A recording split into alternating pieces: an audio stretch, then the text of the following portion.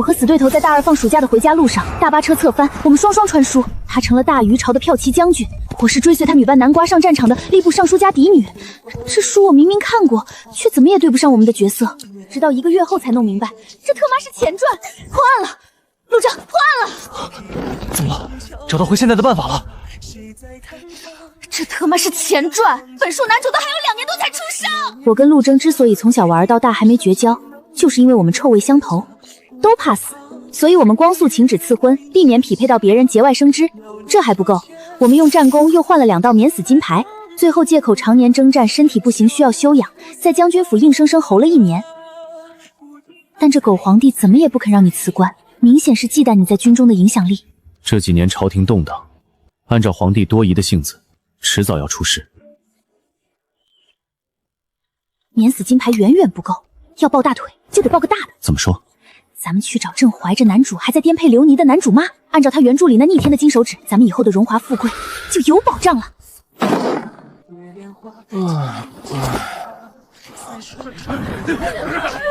怀孕，陆军，时间线完全吻合。光天化日，朗朗乾坤，你们这群草 K 还不快给我放开那群妇人！重点是放开中间那个孕妇！小姐，不好了，将军回来了，他还从外面带回一个怀孕的女子。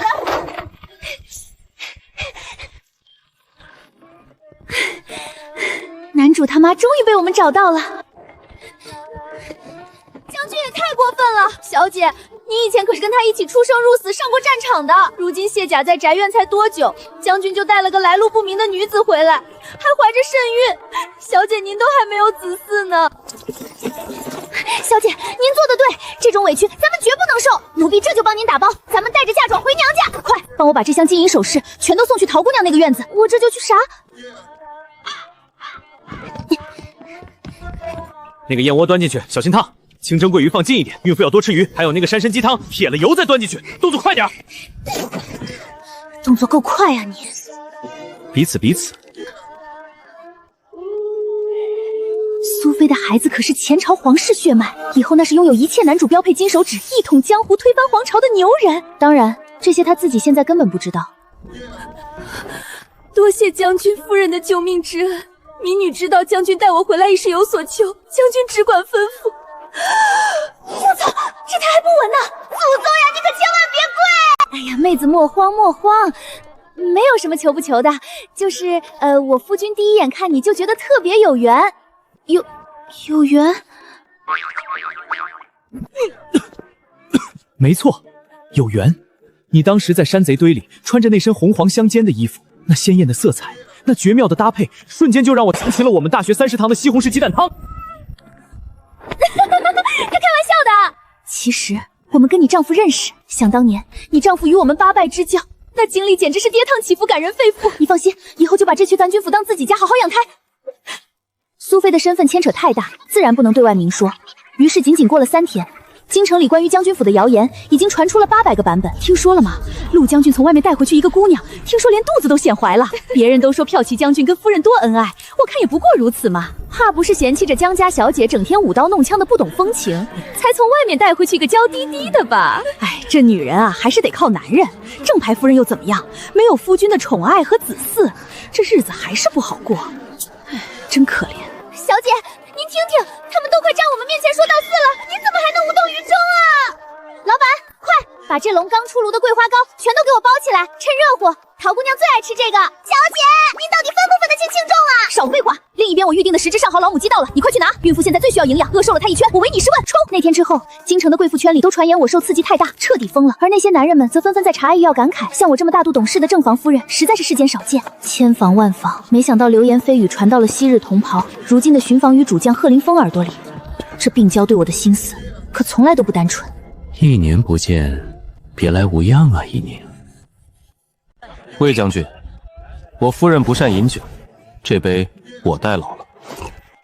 不得不说，虽然平时不着调，但陆征这小子关键时刻还是挺靠谱的。陆征连来路不明的野女人都带回来了，你还要像以前那般委曲求全的待她吗？啥？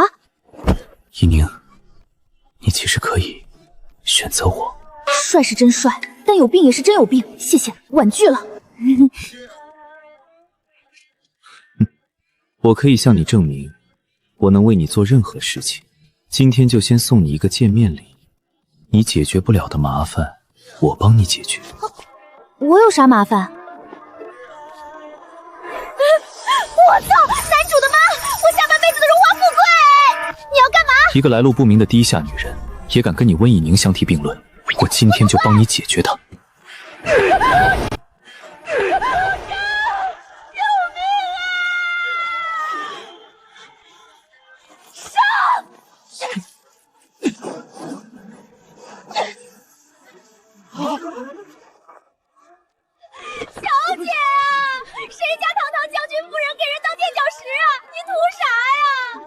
下次你来。下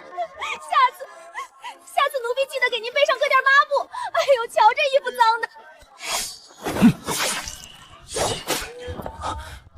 林宁，你这是什么眼神？那歹得光天化日之下竟敢谋杀将军府的人，我怕他狗急跳墙伤了齐将军，只好一刀毙命了。夫人不谢我就算了，怎么这般看我？我谢你全家！1年没见，贺林峰人如其名，越来越疯了。当时一起在军营的时候，他对我就格外不一样。我曾见他私藏了我的帕子，放在鼻尖闻着，那次把我吓够呛，从此有多远离他多远。就差一点。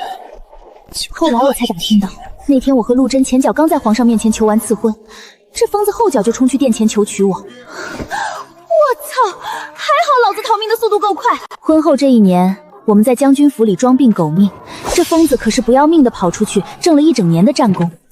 如今他挟军功强势回京，直接坐上了巡防营营主将的位置。这下真要命了。用脚后跟想都知道，那飞刀绝对是那疯子故意的，毁容警告啊！这是。将军夫人，苏姑娘端着刚熬好的莲藕汤在院外，说是想送进来答谢。干嘛？大半夜的你让人家孕妇在外面吹风？大姐，你看过小说吗？你懂不懂什么叫套路？我今天可是大庭广众之下踩着你的背，宛如天神下凡一般英雄救美。他现在3更半夜跑来送汤，你猜不出他什么心思。他想拜师。你特妈是不是没脑子？是看上我了？小桃，带苏小姐进来。苏姑娘，明人不说暗话，我救你回来，仅仅是因为我与你丈夫的交情。现如今他下落不明，我只是代为照顾你。今晚的这份心意是我不能接受，你死了这条心吧。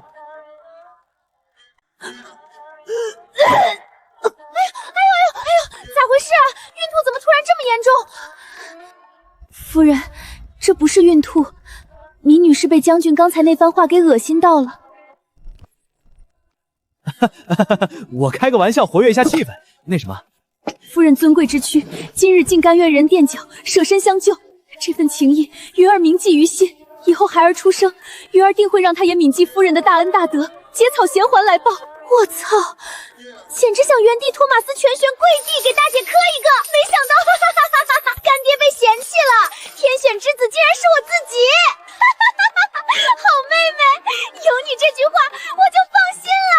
可是我身份不明，留在这里只会给你们带来麻烦，不如以后便让我在府里打打杂吧，对外就说是。这怎么行？你还怀着孕呢。你不介意的话，我有个办法。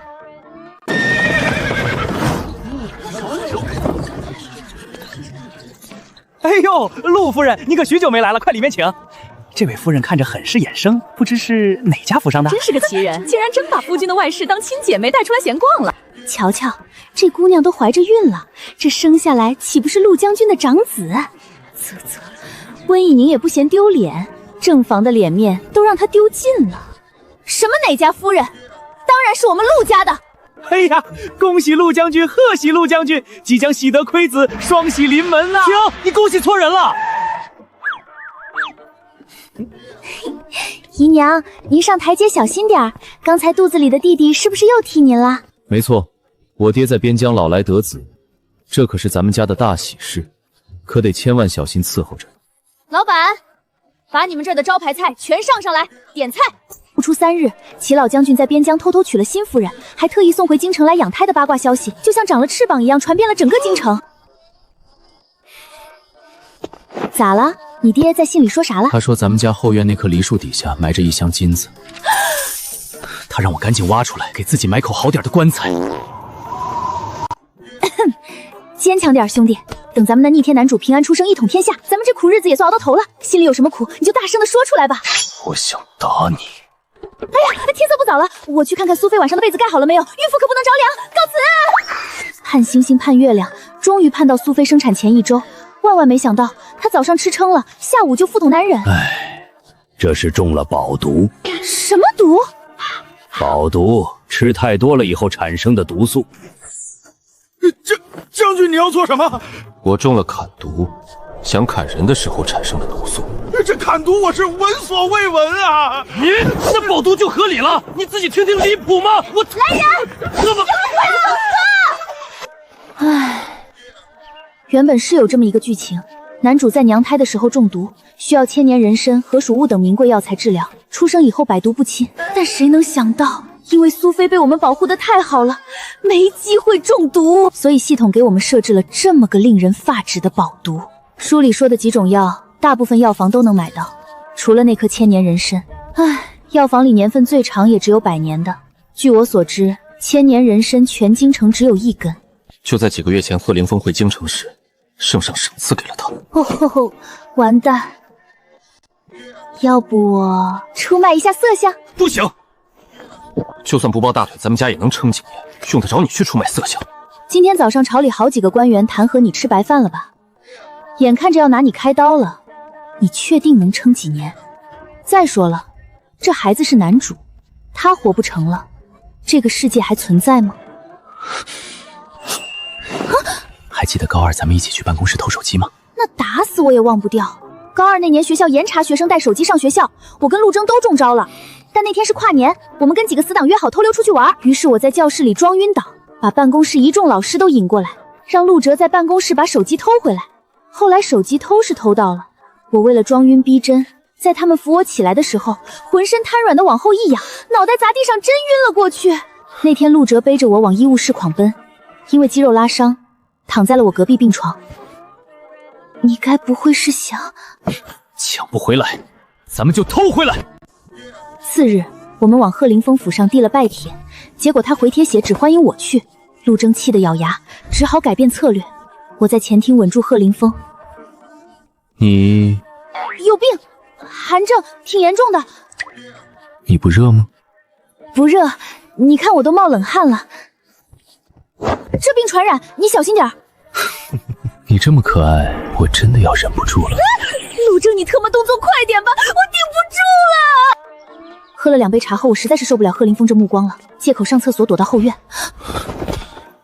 都找遍了，没有。我怀疑人参藏在贺凌风卧房，但房门挂了锁，钥匙应该在他身上。但怎么从贺凌风身上拿到钥匙，还能不让他暂时回房是个问题。东西带了吗？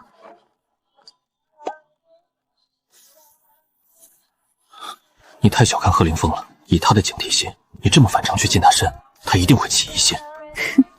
你太小看我了。贺大人，我知道近日朝堂上弹劾陆征折子都是你授意的，还请你高抬贵手。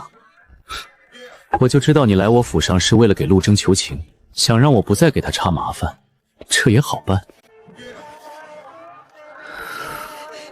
你知道我最想要什么？请你自重。算了，你要弹劾就弹劾吧，随你。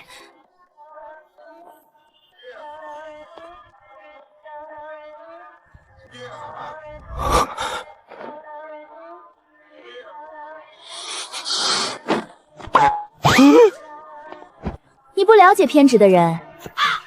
你说的没错，我的确不了解你。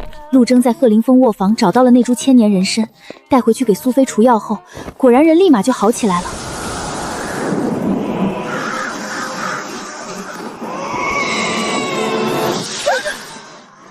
我操！牛逼！真不愧是男主啊，连出生都很震撼，自带顶级特效。干儿子，干爹来了！干妈抱抱。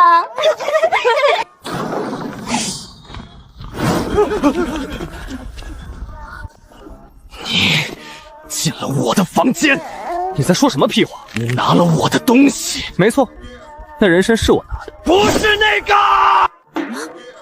陆征除了人参还拿什么了？看贺林峰这反应，这东西可比人参金贵多了。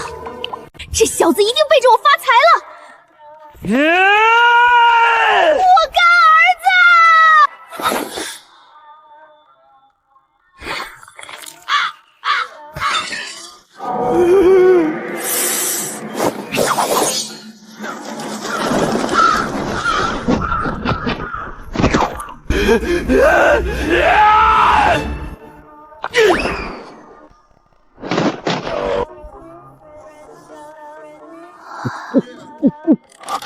这什么情况？是他，一定是他！这他妈是男主光环，男主光环！贺林峰中上的下人把他抬回去后，我立马拿着棍子把陆征堵在了房间里。从实招来，你从陆征房间顺了什么好东西？一人一半。这家伙连千年人参都随便放在柜子上，这块衣料却藏在床底的暗格里。这布料不就是我穿书一天穿的衣服吗？那天我直接出现在战场上，被战场的画面吓个半死。好不容易发现一个还喘着气的贺林峰，赶紧撕下身上布料给他包扎。之后，我操，这他对我就很变态了，这特妈是罪恶之源啊！贺凌风就是个神经病，你知道我在他的后院看到什么了吗？什么？尸体，地牢里满地的尸体都是年轻女子，她们都有一个共同点，长得跟你有几分相似。我此刻脑海里只有一个想法：男主，你快点长大吧！你干娘怂且惜命，真的很需要你的保护啊！于是我们开启了漫长的养娃之路。我很快忘了贺凌风这茬，因为小天的男主光环实在太好用了。是的，小天，本书男主，大名龙天耀，很炫酷，很男主。这光环好用到什么程度？哎呀，这破烂玩意儿，夫人要的话，1文钱拿走。我抱着他去逛街，他随便一指就能淘到古董。这竟然是失传已久的前朝绝世孤品汝窑玺，价值连城啊！陆征带他去悬崖底下溜达，每次都能捡到武功秘籍。牛。小桃带他去山上玩，十有八九能捡到名贵草药。我的天，千年灵芝！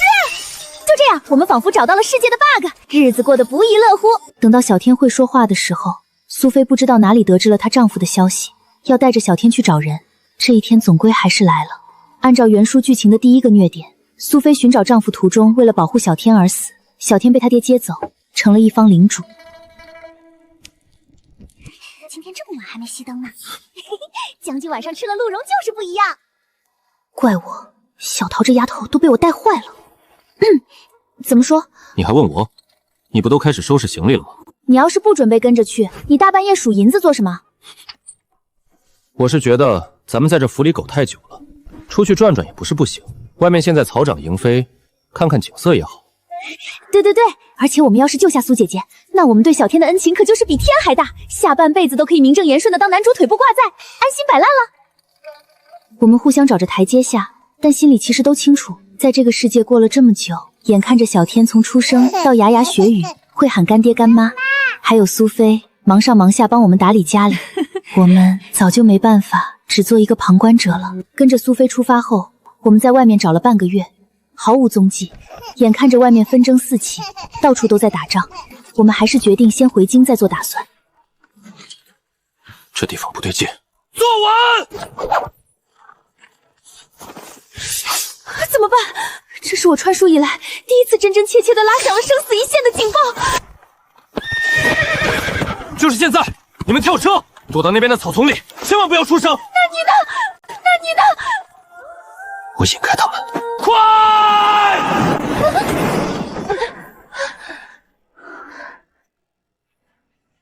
只能说真不愧是男主，这么折腾，硬是一声没吭。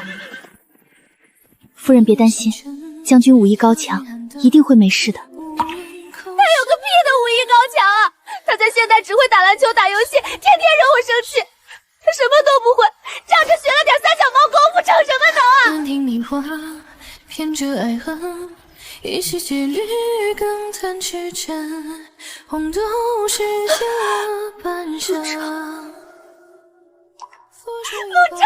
你要是死了我怎么办啊？你知道我最怕自己一个人了，从小到大每次放学你都陪我一起走，在这个破地方我一个人真不行。那我干脆跟你一起去算了。那我干脆跟你一起去算了。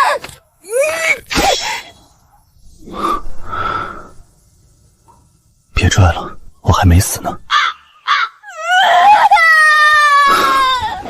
傻子，别哭了，我很厉害的。这几年托了小天的福，捡到那么多绝世武功秘籍，我可是一本都没浪费，天天在后院练着呢。你那么怕死又怕累的人，天天背着我苦练，你早知道有这么一天。不然我练武是为了什么？保就是为了……看，你以后都不用怕了。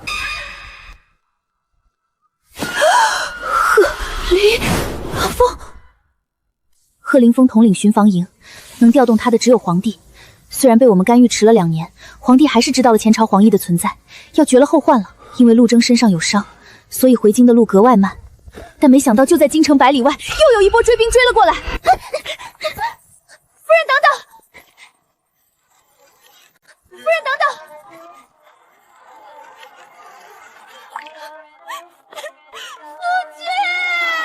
好家伙，男主爹终于出现了！怪不得苏姐姐看不上你啊！你瞧瞧人家夫君，比你高，比你帅。你注意点，你是有夫之妇。哼，有名无实而已。实的也可以。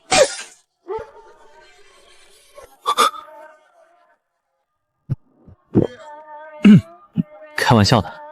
这年真全靠将军夫人收留。对了，夫君，你们兄弟应该也久没见了。完了，这要怎么圆？相逢何必曾相识。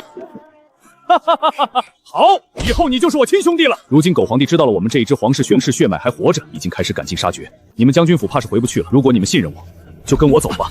看陆征那精彩的表情就知道，龙大哥这一巴掌绝对把他打出内伤了。我们跟龙爸回了他们的领地，小天成了少主，被他爸忙着带去见各种世面，而我跟陆征之间却变得怪怪的。有时候单独在一起的时候，甚至还会尴尬。其实这2年，我看出来你们只是表面夫妻，但是你们2人既然互相喜欢，为什么不试着再进一步呢？10几年的友谊再进一步，好像没那么容易。陆哲的伤很快好起来了，他闲着没事会跟着龙爸去校场玩，我一时更无聊了，就赖在书房看图册。靠，什么玩意儿？我操！这就是我们所穿的书吗？如果连后续剧情都有了，我岂不是无敌啦？龙天耀干娘温以宁的死，给他埋下了一颗仇恨的种子。他发誓要变成天下最强的人，这样才能保护自己所爱之人。我会死，那还玩个屁！小天，你听好了，从现在开始，我不是你干娘，我是你姐姐。姐姐？龙天耀姐姐温以宁的死，不对，我刚说错了，我是你大姨。我是你大姨！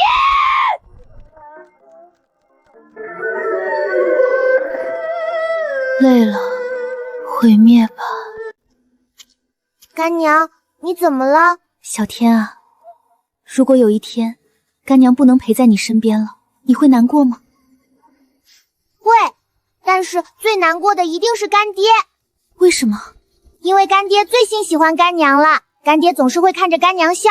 上次我偷偷给干娘的桂花糕也是干爹拿给我的，干爹还总抱着我说以后一定要保护好干娘，因为你最怕死了。既然我一定会死，那我还怕什么？单身这么多年，连个真正的男朋友都没交过，这要是死了，都会被其他小鬼笑话的吧？快夸我，你看我有什么不一样？我跟龙大哥在校场练了这么久，看成效还不错吧？怎么突然健身了？还不是某人之前说我没有龙哥霸气。怎么样，现在有霸气了吧？没有霸气，有傻气。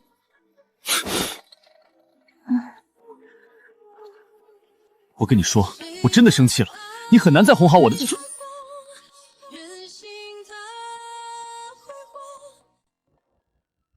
大一的时候，有个男生跟我表白，结果你把人家揍了一顿。那人渣就不是好东西。我的意思是，你搞黄我一个男朋友，总得赔一个给我吧？那个，我喝多了，你别当真。之后的几天，我跟陆征如胶似漆，几乎是天天黏在一起。天气好的时候，我们去湖上游船；天气不好的时候，就在廊下依偎着看雨。每天都会街上找一些新鲜的美食，偶尔2个人一起下厨，把厨房弄得鸡飞狗跳。我常常看着陆哲发呆，想着这样的日子要是不会停，该多好啊！可惜我早就窥见了自己的结局，这样的日子过得多了，我也会不甘心。凭什么就拿我祭天？于是，在几天彻夜难眠后，我准备跟陆哲坦白，2个人一起想办法，说不定还会有什么解决办法。你看看这个。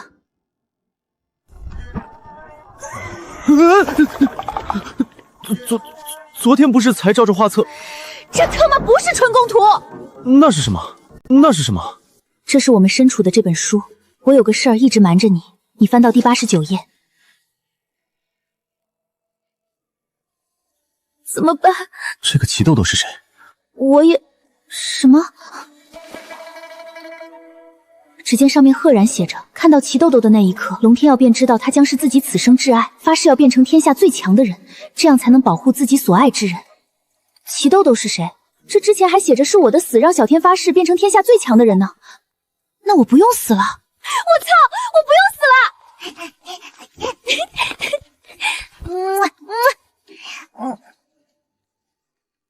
怎么了？豆豆，什么？干娘肚子里有小豆豆，我有小妹妹跟我玩喽！过了好几秒，我才缓缓意识到，我可能要当男主丈母娘了。哦，刺激！我现在每天晚上做噩梦，梦里全是你跟我说你要死了。温以宁，你好狠的心！要是剧情没变，你是不是真打算让我在这古代当个老寡妇？那我后来不是打算告诉你了吗？谁知道计划赶不上变化。哼，我看他这架势是哄不好了，寻思着他确实需要自己静一静。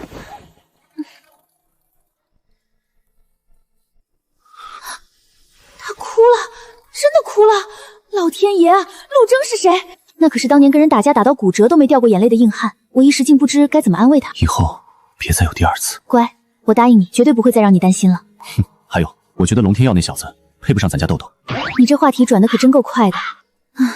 看在现在情绪敏感的份上，我得顺着毛捋。人家好歹是这书里的天选男主，你还想找什么样的女婿？男主才危险，身边肯定一堆烂桃花。说的也是，可我相信咱们家豆豆一定聪明、漂亮又坚强。哦，有多坚强？啊？